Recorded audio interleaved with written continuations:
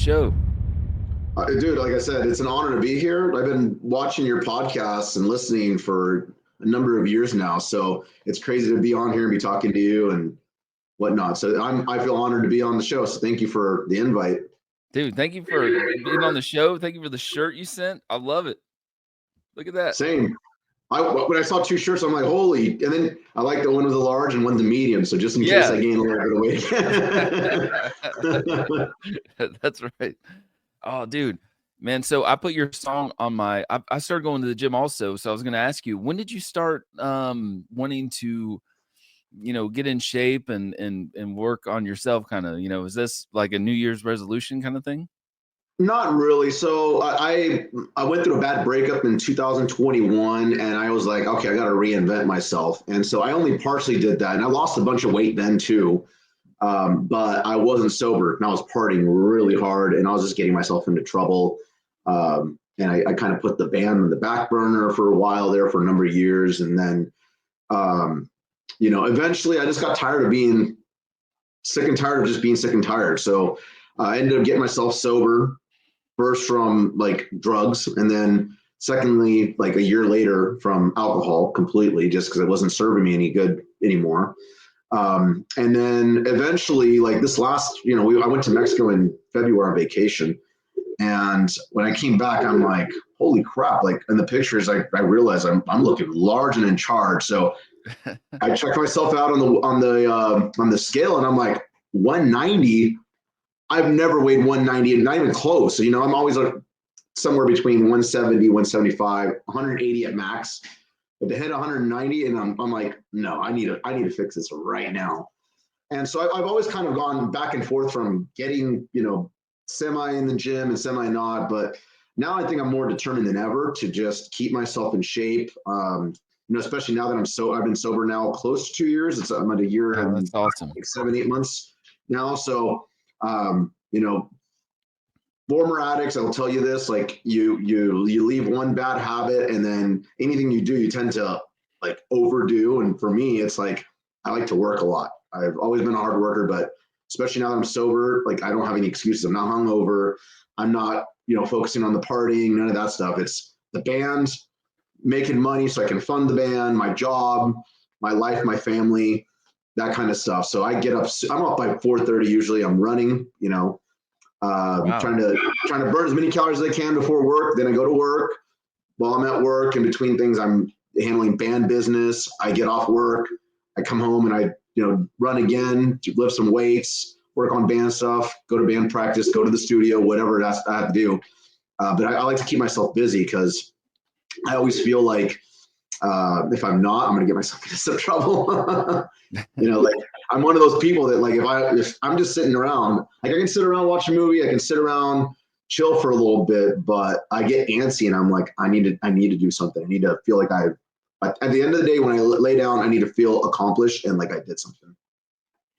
Do you have any vices now? I mean, like, you don't drink anymore. What's your thing now? Is it caffeine, or like, do you eat a donut here and there? Funny you say that. My girlfriend was just giving me crap. I'm drinking coffee right now, and it's 7 o'clock out here. So coffee is one of them. I just like it black. Black coffee is my thing. Cooking. So I love to eat. I'm always cooking. And so tacos, noodles. Yeah, dude. I've seen you post stuff. Man, I've seen you post like food, and I'm like, dude, I know we're boys, man. This is so good. Like, I love Mexican food, man. Oh, Mexican food, my main thing. Italian food. I love to cook for my friends and my family. I just had a gathering at my house last weekend for my birthday, and I cooked a bunch of food for all my friends. If you would have been nearby, I would have invited you. And we had leftover food for days, but luckily the majority of it got eaten. And I'm always cooking, so that's another thing I like to do. Is like it's therapeutic for me. I blast some music, or I'll watch some movies while I'm in the kitchen, just cutting things up or meal prepping and all that. So I would say working the band is like, as soon as I got sober, I turned the band volume like priority up. It's always been like my lifestyle and what I live for and everything. But for a number of years there, I went through a dark hole of depression and just partying and raging. And that was the main focus of my life. And once I realized that like everything I did was just surrounded around partying, and it was surrounded around like always putting the partying, the booze, the drugs, whatever first, and everything was just secondary. And things were just going downhill for me, like constantly, like bad things happening. I was like, all right, I need to make a change because I'm going to end up dying like my dad and my grandpa who died of alcoholism. So, Oh, you serious? Wow. How old was your yeah, I'm so sorry to hear about that. How old was your father when he passed? my dad was 51 when he died. I lost him when I was 19. It was horrible seeing him. And, you know, you'd think I would have learned by then to not get myself into this hole, but it's a family curse. And then my grandpa, his dad, which I never got to meet, he died at 45 of alcoholism. 45. Wow. Yeah, dude, it's a family curse, and it's like I have to break that curse. I can't let it be what defines my family and myself. And you know, I want to do better for my little nephew. You know, like I don't have any kids myself, but you know, that's someone that I care a lot about, and I want to set a good example for him. And I don't want people to remember me as being, you know, this piece of crap that just drank his life away and didn't do anything worth living. So. Yeah, if I have any vices, it's probably coffee. It's eating food. So I got to try to like, I got to run. I usually say like I'm running and exercising so that I can eat the foods that I like, because I do like tacos. I do like spaghetti. I love hamburgers and pizza. Those are my like top favorite foods. And as you know, those are high in calories. And so running and burning calories, and then also, you know, making better options or like tortillas, like the low carb ones or low calorie ones, because I count calories, not really carbs, and choosing like, you know, either no cheese on my tacos. I stick to the cilantro and onions, and then on the pizza, I make my own pizzas. I cook a lot at home versus going out and getting it. So that way, you know, I know what's going inside of it, and I can choose the better alternatives for how we cook the foods here. Yeah, So dude, and save money too. save money too. I was gonna say, like, you go out to eat now and it's like $100, and that's without drinks. When I was drinking, it was even way worse than that when my girlfriend and I went out. So definitely saving money that way too. Do you have a when you go to the gym, do you have a playlist that you make? Like when I go to the gym, I make a playlist of songs I run to. Do you do So that? I don't go to the gym because I for whatever reason I feel weird going there. There's always people doing things that distract me. So Right. in my garage, I have a treadmill and I have weights that I just basically and I have a little Bluetooth sound system thing that I just blast the music through. And I usually will go through like different phases. It's not usually, sometimes the playlist, but usually it's like a band. I'm like, okay, today I'm going to listen to, you know, I'm going to blast some Bad Omens, or today I'm going to blast some Bad Wolves, or I'll blast some Five Finger. Like those are kind of bands that I feel, Pantera, Slipknot, those are bands that I feel that are kind of like get me pumped up and get me going. And then sometimes, as weird as that is, dude, I listen to podcasts. So like I'll listen to your Yeah. show, I'll Oh, listen to Talk to Me, and you know, I'll oh, listen talk to to me. Chris Aiken. I am a fan of your guys' podcasts and whatnot, and I do listen to your guys' shows on a regular. So there's something calming to me when I'm running or when I'm working out. Listening to people conversate, I almost feel like there's people around me that are, you know, not that I'm not being distracted by. And also, what seems to happen when I'm running on the treadmill is if the music starts changing BPM, I kind of want to go to the rhythm of whatever the song's going, and maybe that's the musician in me, and so that can be distracting. But sometimes it's podcasts, sometimes it's music, sometimes it is a playlist. So it just depends. But a lot of it usually is, you know, just a band that I'm feeling like this is the band that's going to get me charged for the workout. And Yeah. I'll be in there for, look, the good thing about it is I'll be in there sometimes for like an hour and a half or 2 hours, and then Whoa. sometimes I'm just like, all right, I'm gonna go in there for a half hour. I'll leave and I'll go do something else that I need to do around the house. And then 15, 20 minutes later, after I feel a little bit more recharged, I'll go in there and I'll do like 45 minutes. Oh my Take a break. God, that's amazing. Yeah. Back and forth, back and forth. And so like I said, I always keep myself busy. Like sometimes I go do yard work for half hour and I'll come back and I'm like, all right, I'm gonna burn another 300 calories. So it's Dude. one of Yeah. those things. Luckily I work from home too. So my lunches and my breaks and all that stuff, I can easily just go down to the garage and take care of business that way. Dude, you're inspiring me so much, man. Like, yeah, that is crazy. How So about you? Do you go to the gym and do you have a playlist or? yeah, so in January, I did what everybody does after their New Year's resolution to lose weight. So I started going to the gym, and I still go. And just like what you said, I don't like the gym either. It's weird, you know. Like I don't know, just I don't like being around a bunch of people. I'm trying to work out, so I started, going to the track and whatnot, and I have a playlist, and your song, "Point of No Return," is definitely on that list, and I love that song so much, man. That Oh song's yeah, dude, thank killer, you. man. Thank you. I'm very excited for that song too. I knew that once we decided to go that route, I was like, okay, this song is going, I guarantee you it's going to throw people off because it's a lot heavier than what we've done. I mean, we've done some heavy tracks, but that song just has a whole nother intensity to it. And working with Johnny, people can hear the Spine Shake influence big time in that track. And we didn't really broadcast this, but you can hear Johnny's voice in there. He's You pretty much can? yeah, he's in there. Like some of those streams and some of those vocals in there are Johnny, and he's actually going to be on throughout the whole album that we're working on with him. His voice will be in all of them. The next single that we're going to be doing and releasing probably end of June, early July is actually featuring him. So he's going to be in there with the verse and singing along with me. But he was on the Genie and the Bottle track. He's in the background of the vocals of that, but he's in Point of No Return. We didn't really promote it and push it that way, like just because we wanted to kind of give more attention to the music itself. And then on the next track that he's featured on, then say, all right, this one's featuring Johnny Santos. But all the tracks that we're doing with him, he's either playing guitar, he's doing vocals, he's doing guitar and vocals. He's very involved in it. Like he told me the other day, it was hilarious. He's like, I'm another member of American Overdose, right? I'm officially a member. I'm like, dude, you are.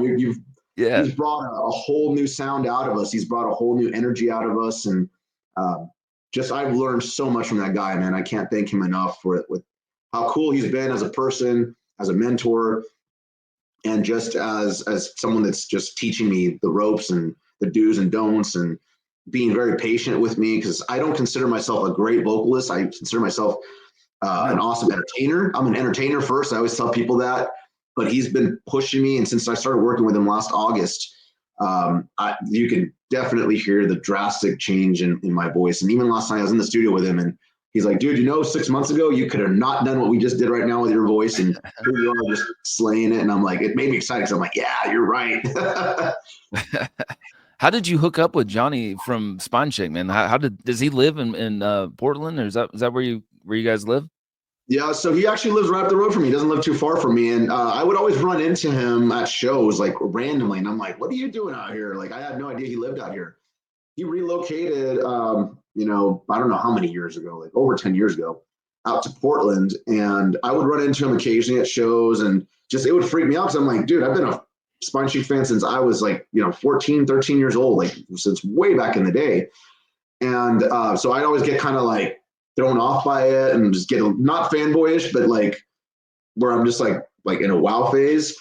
And I saw that he made a post. Like we talked about how, he offered me like at some point, like I'd like to produce you guys, I know you guys work hard and all that. And, maybe someday we can work together.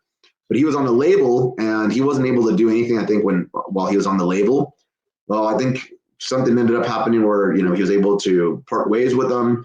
And now he's able to do, work on projects and whatnot. And I saw that he made a post that he was looking like to collaborate with artists. And I hit him up right away. And I'm like, dude, right now is the perfect time. We just put out our new album, but I'm already working on new stuff because I want to make sure that we have stuff in the chamber to keep unloading new music. And we talked about it. I brought him a song that I had worked on with a buddy of ours.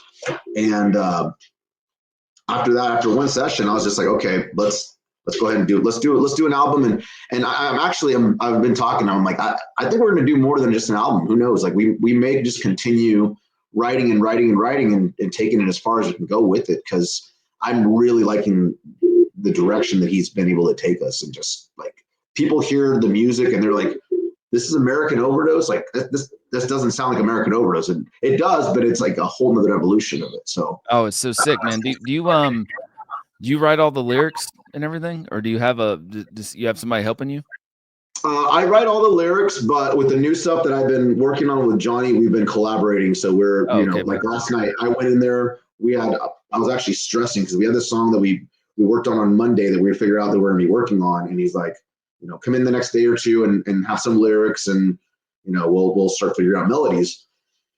working on it all day Tuesday, all day Wednesday until Wednesday evening yesterday. And I'm like, I had some lyrics, but I'm like, I don't know melodies. I don't know this or that could work with this. So we sat down there and we chopped up the lyrics that I had, and he threw out ideas. I threw out ideas. And then next thing you know, we were done with the song. We recorded the song. And then after I left, he continued working on it. He put his vocals on it, his harmonies and whatnot. And then he sent it to me this morning at like 3 o'clock in the morning. He's like, here, check it out.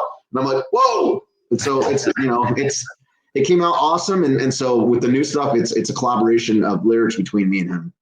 Oh man, do you have your own studio, or do you have like a place you guys all meet at and record? I have my own home studio here at my house that I write my demos, I guess you would say. And my guitar player, Justin, has his own studio at his house, and my drummer has a little setup at his house as well. And then Johnny has his own studio. He works out of a studio, but he also has a home studio as well. So it's kind of like, now in 2025, pretty much everyone's got at least access to a home studio, and then, studios that you record out of. So our producer that we're working with, Nicholas, he's out in the Ukraine. So what we'll do is we'll record and get everything put together. And then we ship off the files to him, via internet or via online. And he does his, mixing and editing and what have yous. And we send back and forth the tracks and make suggestions, make changes, whatnot. And that's how it's been working from the last album that we put out, which was Artificial Infection. And then now with the new stuff that we're working on with Johnny. So it's being co-produced with Nicholas and with Johnny. And it's crazy that like Spine Shank's getting back together doing some festivals, right? So it would be so cool if you guys went on the road with them, that would be perfect. I would love to someday, and we've talked about it, hopefully, if it all makes sense, maybe someday we'll get to do that. We opened up for Spine Shank way back in like 2011 when they did their last reunion. Oh, and yeah, that was really, really cool. We got to open up for them. I remember how excited we were and pumped, and we kept bugging the promoter. We're like, dude, if Spine Shank comes through Portland, you better hit us up. We'll sell as many tickets as you want. And of course, we hustled and we promoted and we pushed it, and we got to play. That was to us a huge thing, just because my brother, the other vocalist, Pito, he's also a huge Spine Shank fan. We grew up, like I said, listening to Spine Shank, watching Spine Shank on, touring with Mudvayne, with Disturbed, with Slipknot and all that. And I remember I have a picture up that I showed Johnny. I was laughing. When I was 14 years old, we got to meet him at a show here in Portland. They were touring with Mudvayne and with Nonpoint. Oh, and sweet. you can see how young I was. I was with my buddies, and Johnny was, really young too. And I always laugh. I'm like, dude, who would have known that when I was taking that picture that years and years and years later we'd be working together and have songs together and be making music together. It's just it's crazy what can happen. You just never know what life's going to bring to you. I love that, man. Yeah. We're probably around the same age, but I think I remember that tour, but back then it just seemed like they were so massive, and I love that so much. What's it like being in a band with your brother? That's pretty cool.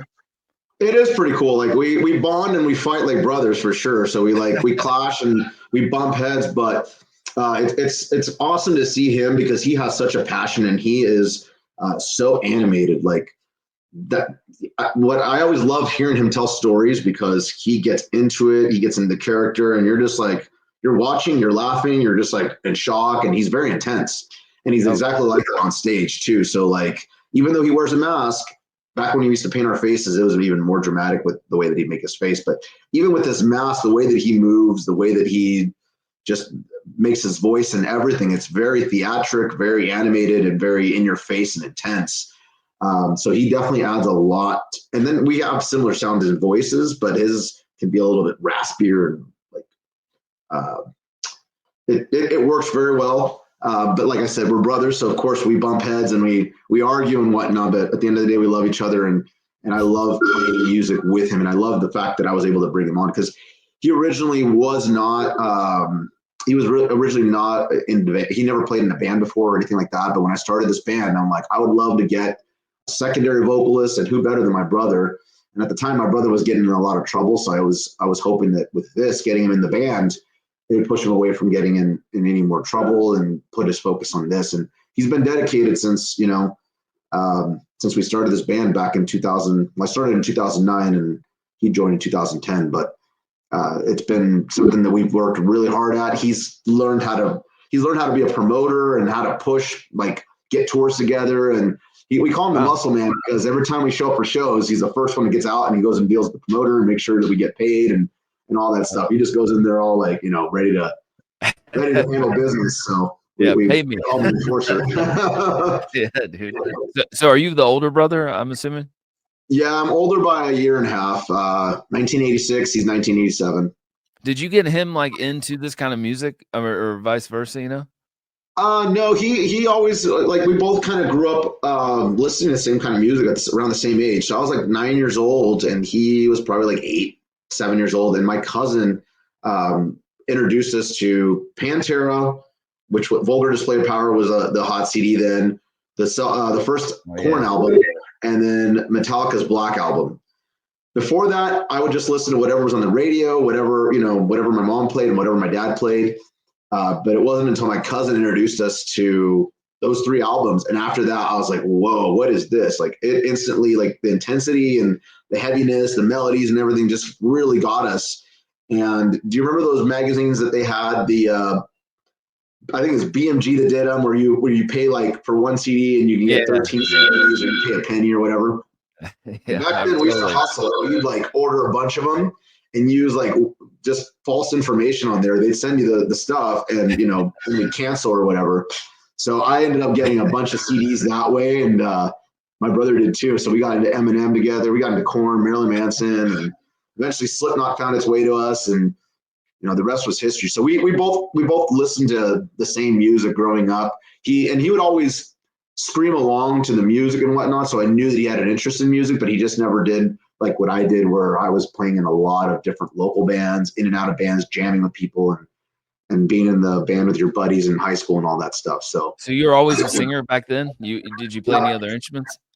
Play guitar. So on some of the Amerakin Overdose stuff, I do play. Like on the last album, I had a lot to do with the writing and the structuring of the guitars and the keyboards. And then on the prior stuff too, I would assist with some guitar and whatnot. So I can play rhythm, but I'm not a great guitar player. I can come up with ideas, and then they're just basically skeletons, and I'll take them to my producers that I've worked with in the past and the current one, and I'd say, here's the idea, here's some lyrics to go to it. Let's see what we can do. And they always have been great about taking the idea and just converting it into something massive and way better than what I could have done. So I self-taught myself how to play guitar when I was like 13 years old with my dad's acoustic guitar. I learned to read tabs on the internet, and I would play along to like Nirvana and try to learn, Slipknot or Metallica and like the basic easy stuff. And then, with YouTube, just watching, videos on, music theory a little bit, just kind of taught myself some stuff. And, I've never taken it to the extreme of being, great at guitar or anything like that, but I can get by to come up with ideas. And I love the creating process, but I also love the collaborating with other people and, seeing something from the beginning, to where it ends up being. Yeah. One of my favorite questions to ask is, do you remember the first concert you ever went to? I mean, obviously you probably do, right? Who was it? It was May 4th, and it was Slipknot. Shocking, right? I'm in a mass band, and Slipknot's my first band that I see. So it was May 4th, 2000, and it was Slipknot, 1 Minute Silence, and this little band that no one knew who the hell they were. And the only reason I knew who they were was they were they were on the Slipknot tour, and it was back in the Napster days, and this song just happened to pop up. It was a song called Dig. And the band was Mudvayne. No one knew who Mudvayne was, dude.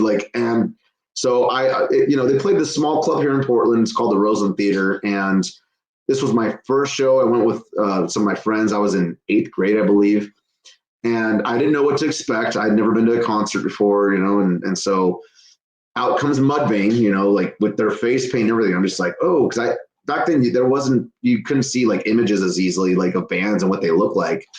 So I'm like, who is this? And they come out, they introduce themselves, they're Mudvayne, they fucking kick ass. Like instantly I was like, oh my God, this is great. 1 Minute Silence, of course, kicked ass, and then Slipknot just came in. And after I saw Slipknot, craziest shit I'd ever seen, dude. Like they were burning stuff on stage, talking trash, getting the crowd to go down on the ground, and then jumping up there and spit it out. Burning stuff. They ended up getting kicked out of the venue they played. Like they're not allowed to play here at this venue in Portland anymore since that time. Really? After that, I was like, I'm going to be a singer. I'm going to be a vocalist someday, and I'm going to kick ass like that, and I'm just going to be controversial, and I'm going to piss people off, and I'm going to talk a lot of trash. And I blame Corey Taylor and Slipknot for the way that I am now. But that I will never forget that concert, like ever. Like that changed my life, and that made me want to be a musician, entertainer. I always tell people, Slipknot was the first band that I went to go see, but Mudvayne was the very first band I actually saw because they were the openers. And Mudvayne is just up there with Slipknot for me. Like they're just as influential and important. Yeah. Dude, it's wild to think Mudvayne was on tour with Slipknot. I mean, did they ever tour again after that? I mean, they were on the Tattoo of the Earth. So a couple months after that show, I saw Slipknot on the Tattoo of the Earth, which also had Sepultura, it had Slayer, it had Seven Dust, it had Head PE, it had a band called Relative Ash, which was kind of like I love Relative Ash. You remember Relative Ash? They're like a baby Deftones almost. Yes, exactly. It's like Deftones, yeah. I still talk to Carlos, the guitar player from that band sometimes, and I always tell him, like, dude, you guys kicked ass. I remember they were the opening band on that tour, and they were competing. The Tattoo of the Earth was competing with Ozfest 2000 that year. And to me, I thought that the Tattoo of the Earth was way better. It had all these bands, and so Mudvayne was on that tour as well. And I think Spineshank was on it as well. Cold Chamber was supposed to be on it, but I think something happened with the band, and they ended up not actually getting on the tour. I think some conflict with the band. The one that we had here in town, SCP played it, but on other dates, it was Metallica headlined a couple of dates. Oh, and so Slipknot was the main headliner of the most of the festival, but there were some dates where certain bands in the areas were headlining. But they did tour again on that, and then Slipknot and Mudvayne toured again on Ozfest 2001, which I also went to go. I drove out to Washington to go see. Yeah, I was there too. That was, to me, best Ozfest ever, dude. Like, yeah, I still have pictures down the best Ozfest. Yeah, dude. I saw it in Atlanta, and this is before everybody had a phone, which is kind of cool. I have like the 1 hour photos still from that, like you bring the little camera. Remember how you couldn't sneak in? Like you couldn't get pictures in. Like back in the day, they wouldn't allow cameras or anything like that. Like you'd have to be creative with how you got it in. Like my brother and I, this just sounds ridiculous, but we used to grab cameras and we would like duct tape them or put tape between our legs. And then we had to walk through the lines, dude, just to get through. And then finally, when we got through the lines after we got patted down and everything, ripping the tape off of our legs so we can get access to the camera once we're inside the venue. It hurt like a son of a, but it was worth it to us. We wanted to get pictures. And nowadays, it's like everyone's got their camera phones and everyone can get pictures and video. But back then, man, like we were not able to take pictures and all that easily. Yeah, dude. I totally remember that. It's crazy to think. So we are probably the same age. What year are you? Well, I'm a little older. I was born in 80. I'm going to be 45 this year. God. Oh, nice. I'm getting that's old. Not too old, man. That's not that old. Most of my friends are older than me, but like I don't see it as like older. I've always just gotten along with people that are older than my age, I guess. Same, man. And dude, I got to go back when I said Relative Ash being baby Deftones. I maybe shouldn't have said that, but we used to always think like, oh, they kind of remind us of Deftones, and I didn't mean in respect to those guys because I love that album they put out. That album is great. I was almost going to say it. Well, I was going to say it myself. I was going to say that they have a if you didn't know who they were, I would have said they got a Deftones vibe to them, and I think that they were always open about how they were very influenced by them. But I remember seeing them on that tour, and the singer ended up like he fell down. I think he hit like the guardrail or something. He grabbed the microphone and beat himself in the head. And he got like blood gushing from the top of his head and shit. And after that, I was just like, this band is badass, dude. Yes. And as you said that, it just reminds me. John from the band Snot, Fainstock, told me that he is working with the singer from Relative Ash. I can't think of his name. And Marcus. Okay, they've done some songs together recently. So. That is awesome. Yeah, still making music. They did a couple of reunion shows. I don't know if you saw that or not, but Relative Ash did a couple of reunion shows in the Chicago area, I believe, or Chicago. Like I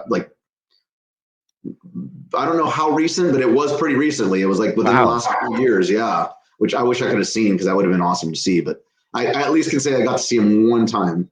Yeah. Yeah, that'd be awesome. Dude, you keep saying Portland, or where you live. Chino lives there now, right? Yes, From he does. Deftones. So people Did run you into ever him see here him? all the time. I have not seen him. Like I haven't ran into him, but he's always around. Like I went to Five Finger last year, I think it was, and I even gave a shout out to him because he said, "Yeah, Chino's here backstage." I was talking to him, blah blah, and like I always see people taking selfies with Chino backstage in the green rooms and whatnot because he shows up for the metal shows. And I've seen people say that he shows up for local shows sometimes too. And I haven't ran into him yet, but some of the smaller clubs. So he does live in town, and a friend of mine bartends at this bar, and I won't say it just in case there's people or stalkers out there that may, try to stalk him down. Yeah. There's this bar that she works at, and he shows up because I guess he doesn't live too far from there, and he'll show up randomly.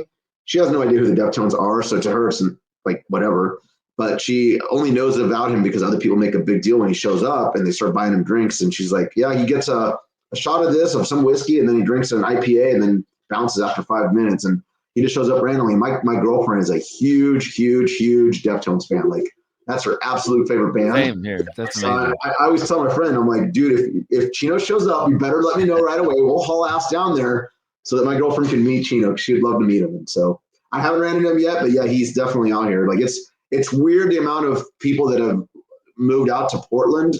But I guess it's not that weird because I don't know what it was, but people started scattering to Vegas and up here for some reason. Right. Texas. Yeah. Another person that was out here was, we have Ivan DePrume, who's out here from White Zombie. Oh, dude, I had him on the show, man. He's been in my house. I saw that. Yeah. I love that. That's dude. so cool. And we had one of the guys from Powerman 5000 who lived out here as well. Oh, cool. I think Adrian, he's a guitar player. And then let's see, trying to think. Everclear. Yes. The guys from Everclear all lived out here. So, and the guys from 36 Crazy Fists, they all lived out here for a long time. And I think they've all kind of relocated back to Alaska and what have you. So, there's some bands out there. Dude, I got a buddy that, Dewey from Pure Pleasure podcast, and he lives out by you guys. And I know who he is. Yeah, you do. On Facebook, yeah. Oh, sweet. Yeah, he interviewed Chino, and then they became friends, and then they like go to shows and stuff. It's wild. That's actually who I was talking about that I've seen like a backstage at shows, and he takes a selfie, and like you see him, and I'm like, oh, he was there, which is awesome. That's so cool. Like it's weird knowing that like someone in a massive band like that is it lives here in town. But what's really crazy too is like we went to the Deftones show a couple of months ago, and it was the Moda Center, which is where the Portland Blazers play, and it's a huge, it's a huge. I think it's a 10,000 or 15,000 seater. But to see the Deftones were playing there just blew my mind. It's like, to me, Deftones is a massive band, but they just finally started being able to play in a location like that. I'm like, wow, like this is like a massive band. You'd think that it would happen a lot sooner than that, but they play these huge festivals and all that, but it just blew my mind to see how many. The age group that was in there was definitely people way younger than us, like way younger. I'm like, how do you know who the Deftones are? But it seems like I think Deftones are like really trending on like TikTok and whatnot on a lot of videos. So that's probably how a lot of younger people hear about them. Absolutely, yeah. I saw him in Atlanta, where the State Farm Arena, which is massive, and I was talking to my brother about the same thing you just said. My brother, he was telling me his kids they're younger, and they listen to Deftones songs on TikTok. And so when I went to the show, there were a lot of young people. I mean, and singing along to some of the old school stuff. It's like, what? Yeah. Like, how do you know this song? This song is like probably 20 years older than you actually are. It's weird, man. It's wild to see that, because I mean, any chance I get to go to a concert that's from back in the day, or especially in the new metal genre, I will go, and it's always like really young people. And I think our generation, they raise their kids around the same style of music, and then there's a lot of great newer music out there, but there's also a lot of stuff that's not so great. So when you hear something like from back in the day that still kicks ass today and still tearing it up, man, that people latch onto it, and Yeah. It's definitely that music, that style of music has definitely stood the test of time. Dude, we have like so many mutual friends, like Aru and Christian from Lions of the Gate and El Nino. How'd you hook up with those guys? I mean, you worked with both of them, right?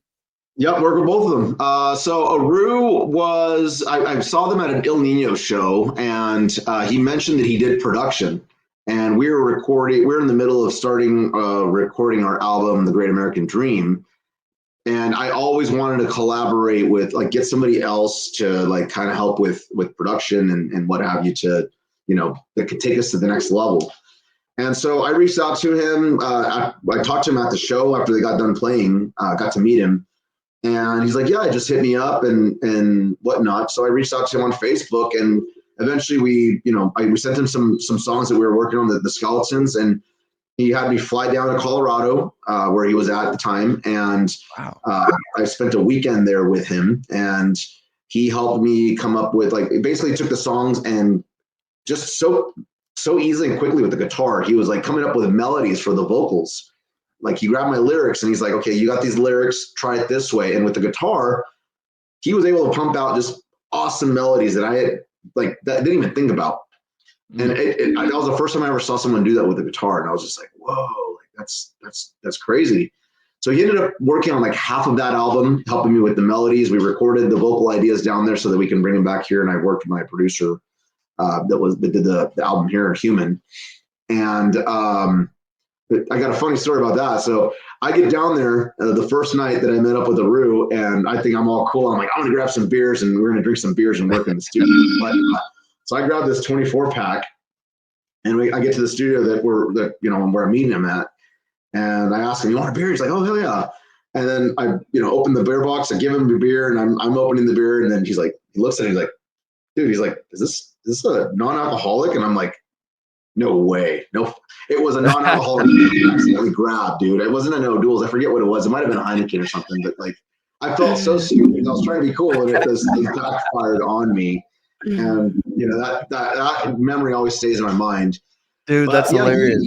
he helped with production on that one, vocal wise, and basically gave us ideas on what we can do with the song to just give them a catchier sound. And so that was really awesome working with him. Of course, he's a very talented musician. And then Christian was also posting about online that he was looking for bands to work with. And I had already met him on that tour that I met Aru, and I partied with them, and I drank beers with them backstage, and they invited me to hang out and whatnot. It's cool. And I talked to him about it someday, working on music. And eventually, like, we were working on, like, after pushing The Great American Dream, we were working on our third album. And I reached out to him, and I'm like, hey, like, let's start working on some music and see what happens. And so my producer at the time, Human, and him would send files back and forth, and through Skype they would talk about song ideas. And then eventually I ended up flying down there, spent a week at his house, and we just worked in the studio plugging away at ideas for melodies and for lyrics and whatnot. At the time, I'll be 100% honest with you, I was not in the best place in my life. I was going through some bad personal issues at home. I was drinking and partying a lot, and so my headspace was not there. I wasn't as involved in the writing and the construction of the music, so I didn't connect to it. So that we had, like, I think we had like 12 or 13 songs that we wrote, and I didn't use any of them. They're still kind of put away with my producer. The only song that we ended up using was Damaged, which we released on Artificial Infection. That was the only song that we worked on with Christian that we released. The songs were great. Thank you. The songs were awesome. I didn't feel a connection with them, and I think a lot of it had to do with me not being there. And maybe there's subconsciously something, of what I was going through. I just didn't want to continue on that path with the songs and whatnot. Maybe someday I'll end up, going back and reworking them and getting them out there. But after that, I was like, okay, I'm going to start the slate clean. And we kept Damaged, and then I started writing all new material, which ended up being what came of Artificial Infection, is just a whole new a whole new set of songs and what have you. But working with both those guys, I learned a lot. Christian is a very nice dude. He's very humble and a total killer rock star, freaking amazing musician. You know, he's got so many great ideas, a very talented musician, and just staying with him and getting to hang out with him, getting to know him was really cool. So, and then to see what they're doing lines at the gate, just was really exciting. It's very exciting to see that they're continuing on and you know, continue with music. Do you keep in touch with them? Do you ever reach out to them? I don't typically, like, once I work with artists, I kind of leave them alone. You know, I don't like to bother them. If they reach out to me, I'll gladly you know, talk back. But I feel like, you know, when I worked with them, it was on a business level, and occasionally, you know, like we'd meet up and hang out. Like if I was in town for, like, I went for NAMM and I ended up meeting up with Christian and ended up hanging out in his studio and what have you. But usually I don't like to bother them, just because I feel like I technically am still a client to them, and I don't want to bother them unless it's about business. But if they reach out to me, I would definitely reach out, you know, talk to them and what have you. But I typically don't like to bother. Even with Johnny right now, I only reach out to him when it's business related. I invited him to my birthday and whatnot, just because, you know, I do consider him my friend, but at the same time, it's a business, and I like to keep it like that so they don't think that I'm trying to get anything out of them or anything like. I'm one of those guys that I don't want anyone to think that I'm asking for free rides or for favors. I take a lot of pride in working and paying my way through everything that I do. Dude, I'm the same way with interviews, man. Like, so what I do now is I don't try to bother people, and, like, you know, some of the bigger artists. And so what I'll do is I'll just reach out to them on, like, holidays and stuff, like around Christmas. Hey, you know, I'll send a text. Hey, you know, just thinking about you guys. You know what I mean? I'll kind of just send my little fillers out that way to let them know that I'm still, you know, I'm not bothering you, but I'm just, you know, wishing you and your family, Thinking of them, which is awesome. Which is awesome. Yeah, you've had some huge rock stars on your show, and it's crazy to see, and like it's so cool. Like you have an awesome show. I love your format. I think I told you that. I love the format that you do. It's just like, it's very casual, friends talking. It doesn't feel all interviewee and just like you're looking for clickbait or anything like that. I love the just the casual talk, and then how you present each album to these bands that I'm always curious about the process and all that. Like, one that sticks out to me was the Jacoby Chaddock's one. I love that one, how you went album by album with him, and then the stories that he had for each one of those. Like, it was awesome, because as a fan of that band, because I love Papa Roach, they're one of my absolute favorite bands. To hear the stories for each album, oh yeah, dude, they're up there with Mudvayne and Slipknot for me. Like, mostly because of. Oh, go ahead. No, I'm sorry. I didn't mean to cut you off, man. I was just gonna say it's mostly because a lot of the stuff that Jacoby's gone through and what he sings about is all stuff. I feel like I swear he's writing something out of a book out of my life. Like, I relate to it, and I know that he's singing from the heart. It's not fake. Like, there's a lot of artists that just so genuine. Genuine as hell. Yep. Yeah, he was cringing so hard because I was pulling out, like, the old Papa Roach, and he's like, "Why are we talking about this album?" We move on. I love it. I was thinking something funny. I don't think Aru drinks anymore, and you don't drink, so maybe that non-alcoholic beer, you guys would be more glad, you know, this time around. That is very true. It's if I ever see him again, I'm gonna mention that and see if I'm sure he remembers it, because we both laughed about it, and I kept bringing it up like the next 2 days that I was over there. I was like, dude, I can't believe I did that. That was really stupid. And I don't know why that cracks. The opposite was like what's crazy is, like, so I told you I was going through some crazy stuff when I was working with Christian in that phase in those years of my life. When Christian picked me up from the airport, I was completely blasted. I'm sure he remembers that, because I was just annihilated. I had been partying the night before with a bunch of friends, and I didn't go to bed till like 3 o'clock in the morning, and I had to be at the airport by like 4 or 5 or 6 in the morning.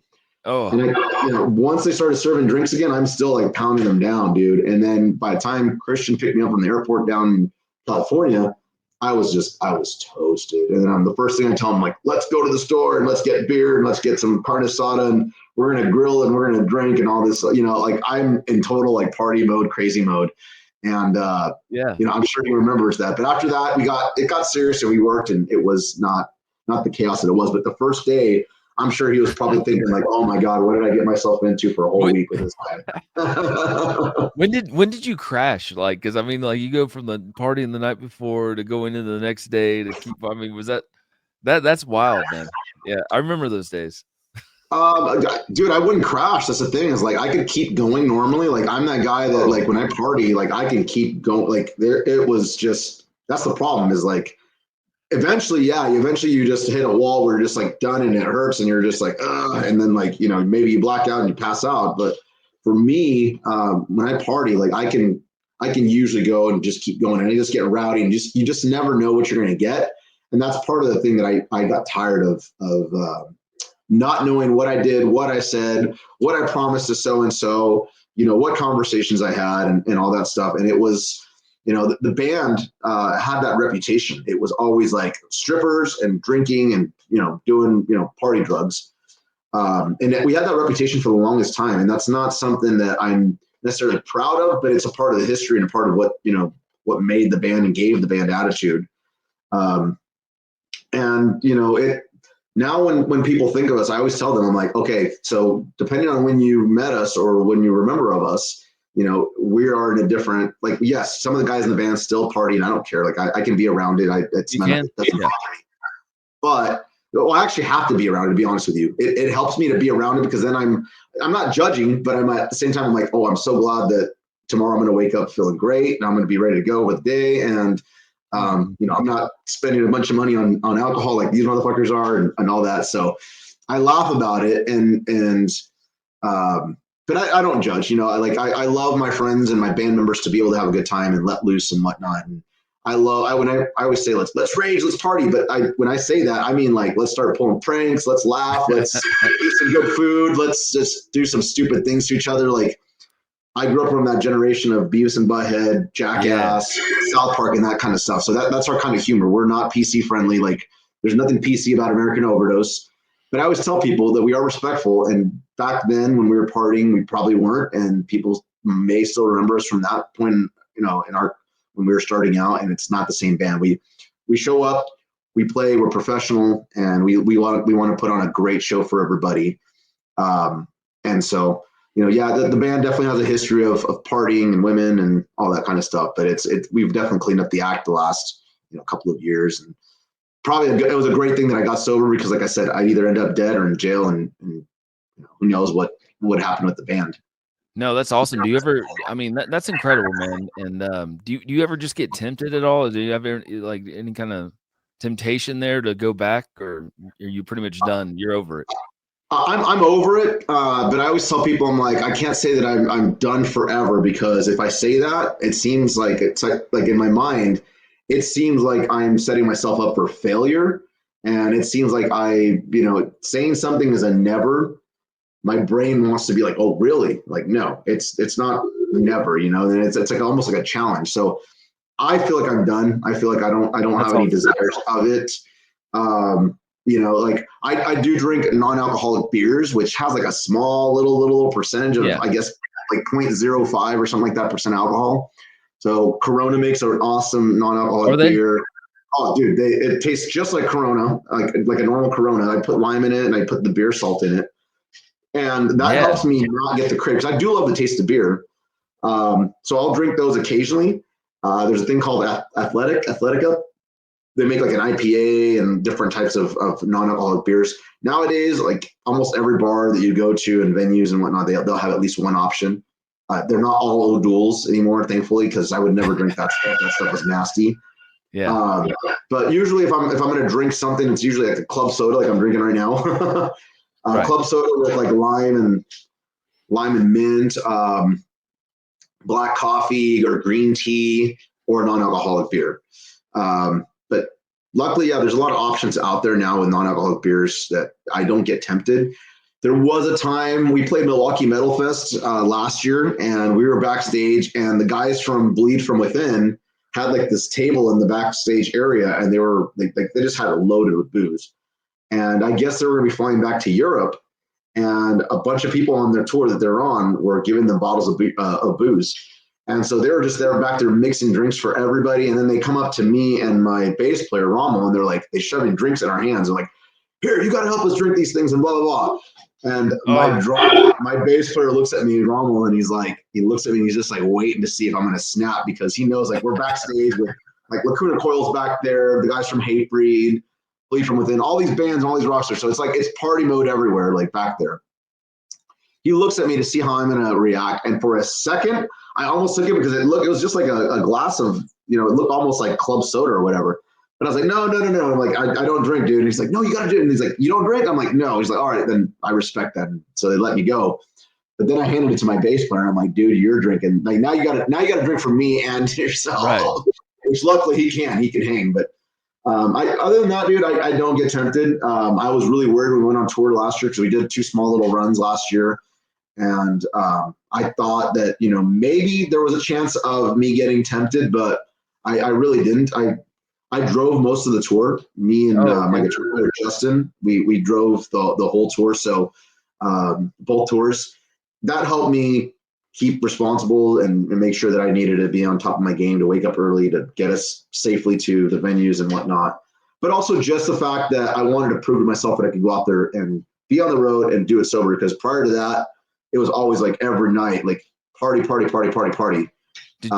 the shows when we did previous tours. And when you build a habit like that, it's hard to break it. But at the same time, it's not like, it's not like I've been doing it for years touring. If I would have been doing it for years touring, that'd probably be a different story.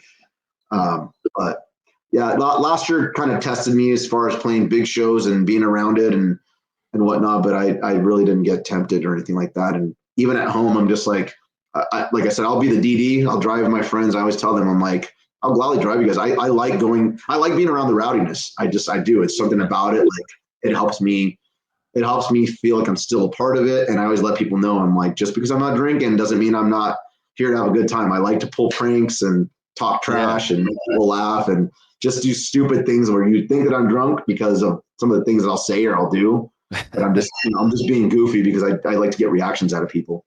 Is it when you is there a difference between being on stage and playing in front of a big crowd sober versus did you drink before shows back in the day? I definitely always drank before shows and partied and whatnot. So it took some getting used to, for sure. Like I got way more nervous. Yeah, that's what I was gonna ask. Yeah. Much more nervous. Yeah, because with drinking, it almost converted me to a whole other demon. And luckily I have the mask on and whatnot on stage. So that kind of helps me get myself into that mode of, you're in character. You need to, just go into that dark place in your head and let it out.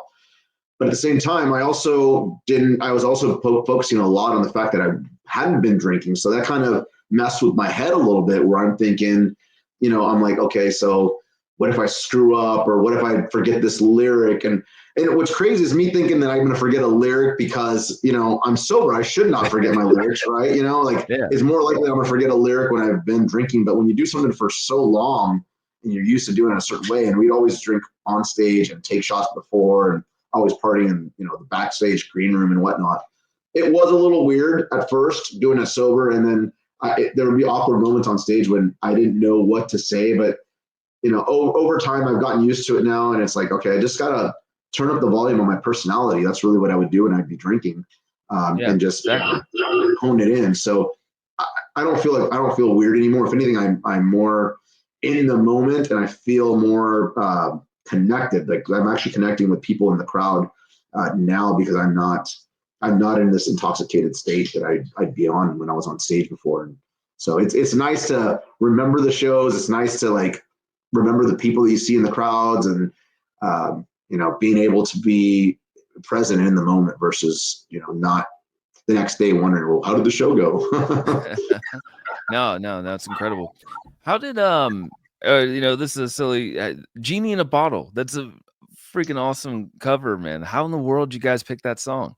Thank you. So with the 90s being a huge thing, coming back with the music, with the new metal, and just people being so obsessed with the 90s, the styles and all that. Oh yeah. I knew I wanted to do something that was iconic from my time in middle school / going into high school. And so I had a list of all these different songs from pop bands. I didn't want to just grab a new metal song and just do it and then just, whatever so many bands do. I wanted to grab something that was out of our element, but at the same time kind of similar to what we are. I always tell people like American Overdose is kind of like a pop industrial metal, new metal band because we have a lot of the elements of pop music. So I wanted to grab something from the 90s because of the times, and I wanted to grab something from back when I was, in that phase of when music was like just the most important thing, and I just discovered all these bands. So I started looking through a list of pop artists, and Britney Spears was one of them. The Backstreet Boys was one of them. NSYNC was one of them. We had like I think someone had suggested Mandy Moore, Candy had, and then I remember Christina Aguilera was always one of those people that I loved her voice. Like she's got a very talented singer. And so I'm going through like a list of different songs from those artists, and I was basically putting them. I copy and paste the link onto a WordPad, and then I sent them over to my producer Nicolas, and I explained to him what I was wanting to do, and I said I don't want to do a pop goes punk. Like I no offense to anyone that's done that, but it's so overdone, and all it is just someone grabs a song. It sounds like the original. All they do is add double kick pedal, gets distorted guitars, and this the whole time. I'm like, no, I don't want to do that. I want to do something unique and similar to the song, but add our little twist to it. And so he went through the list of the songs, and he gave me a reason for every single song of why this song wouldn't work or why this wouldn't be a good choice. But Genie in the Bottle, he said, but out of all the ones that you just gave me, I think this one is probably the best one that we can work with. He's like, let me put something together for you and then send it to you and see what comes of it. A couple weeks later, he sends me back the track, and I instantly was like, holy crap. Like it blew my mind because I was like, this is amazing. This is great. It stays true to the characteristics of the song, but it has the American Overdose twist to it.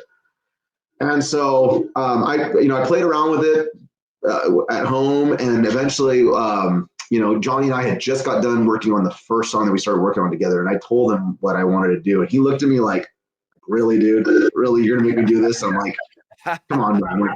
If there's a song that's gonna put us to the test of what we can do, I think this song's gonna be it. He's like, all right, let's go ahead and give it a shot.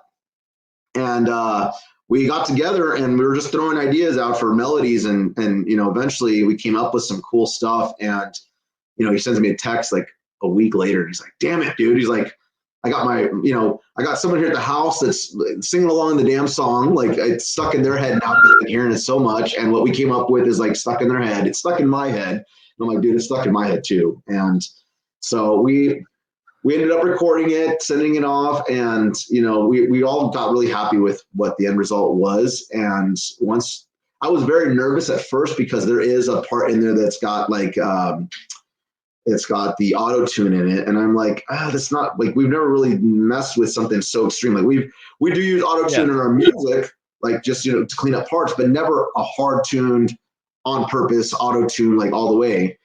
And Johnny's like, no, dude. He's like, we got to do it. It's like it's a pop song, and it's kind of it adds to the character of the song. He's like, you need to have it in there. You better have it in there. So I'm like, all right, screw it. And so when we pitched it out, dude, there's people that absolutely hate it, a very few people that hate it, but a lot of people got it. And I think getting the visual and doing the video for it really made people understand that we were just having fun. Like you can tell in the video, if you've seen the video, we are having a blast. Yeah. And there's so much footage that we did not get to use because I didn't want to give the wrong message about the band, but there was so much funny footage that we did not include in there. And I just laugh thinking about it because people think that the footage that we put on there is goofy and funny and like, whoa, I can't believe you did that. I'm like, oh, it was a lot. There's a lot worse stuff that we filmed that we just did not put on there because we didn't want to give the wrong message about the band. Will you ever release that? I would love to see that. Maybe someday, who knows? But like my guitar player B, he's like, dude, he sent me the clips of parts that we needed to edit out. He's like, we can't have this in there. We can't have this in there. That can't be. I'm like, all right, well, fair enough. But I think with the video, getting that visual out there, people got to see a different side of the band because we always get the comparison to Slipknot. And it's like, okay, yeah, Slipknot's a huge influence on us. But for one, I don't want to be Slipknot. Slipknot is Slipknot. American Overdose is American Overdose. Like we focus on, like I said, we have a pop element to us, to our sound, an industrial sound, We like to have dance beats in our songs.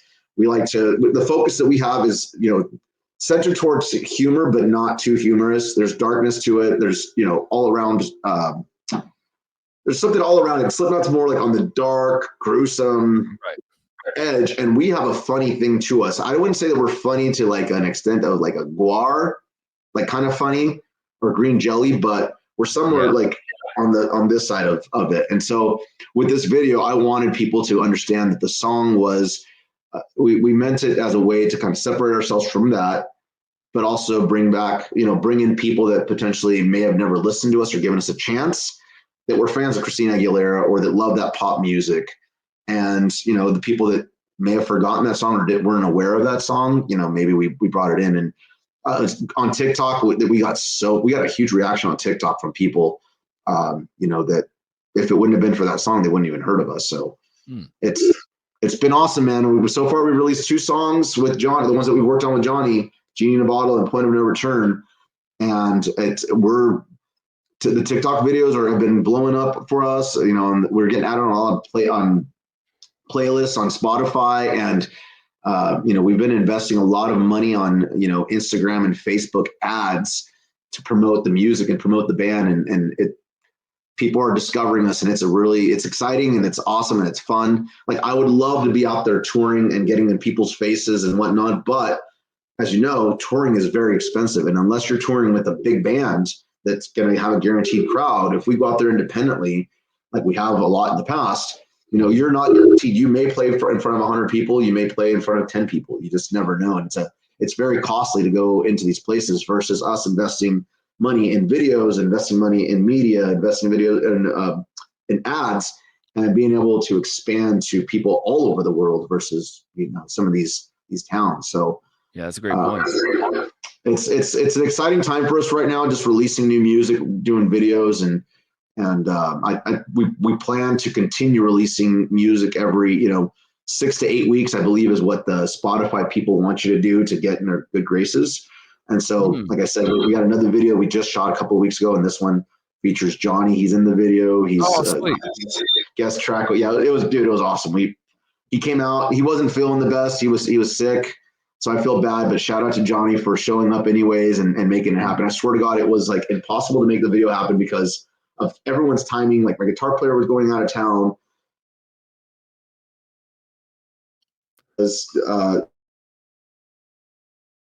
We couldn't find a location, and the location we found one eventually. The guy ended up selling it, and he still had the ad up on Peerspace, which is a website that kind of does like Airbnb, but for rentals of spaces for shooting videos and pictures or doing photography and all that.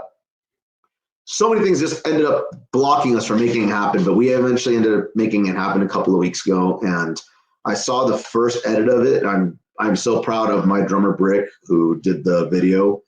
It's his first video with us that he's done, and I think it's second video that he's done for a band, but he's getting into doing videos. It came out amazing so far, and we've got suggestions. Cool. We're gonna make edits, but hoping for a release at the end of June or early July for that one, for that track. But I can't wait, man. I can't wait. And the great thing about it is, man, like all of these songs, like Johnny and I were talking about this last night, every one of the songs that we are releasing is different from the other. So when you think that, we put out Point of No Return, it's a really heavy song, this other song is going to be another, like, it's more radio friendly, and it's got a whole, like, to me, it's got like almost like a Linkin Park type of vibe, but with a little twist of some Spine Shank in there.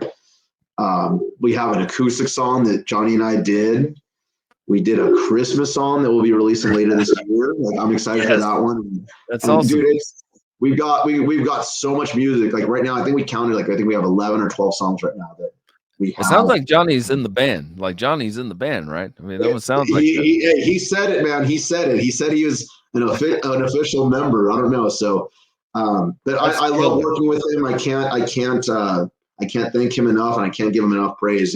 That guy, like, watching him work and coming up with melodies and ideas and just lyrics and just soaking in all that knowledge of someone that's worked, up there with Roadrunner, man, like toured the big bands, and he worked with, Garth, and the experience that guy has is just, I'm just soaking it all in, dude. Yeah, he's definitely pushing you guys, man, and what you guys are doing with Johnny, it's killer, man. Sounds It's great. exciting. It's very, very exciting. I can't wait for you to hear and see more of the stuff. And it, like I said, it's all very different. So when people think that, they know what we're going to put out next, it's like, we're going to throw constant curveballs because everything's been coming out very differently, but it's hooky, it's heavy, it's everything you would expect out of us, just with the volumes all turned up in every aspect. Well, man, that's awesome. And Cody, man, I appreciate you being on the show.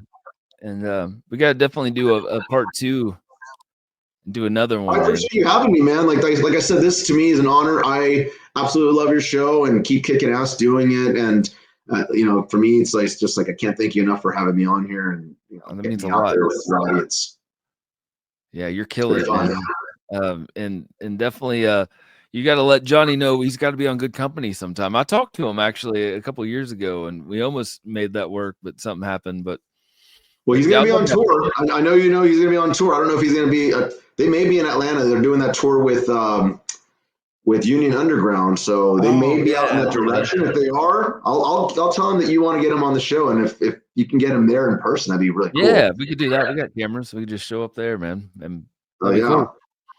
Cody, man, I appreciate being on the show, brother, man. Let's keep in touch, man. This means a lot. Thank you, for sure. Yeah, hey, you can reach out anytime, man. I like I said, we have a lot in common, so. Yeah, dude. I want to drink some of them Corona, non-alcoholic. Non-alcoholic. We'll shotgun one. Yeah, dude. Me, you, and Aru. We'll get Aru on there. It'll be like old time. Yeah. Well, dude, it seems like a lot of people now are going sober. Like I hear more and more people like in the industry. It just seems like a common thing. But absolutely, yeah. To each their own.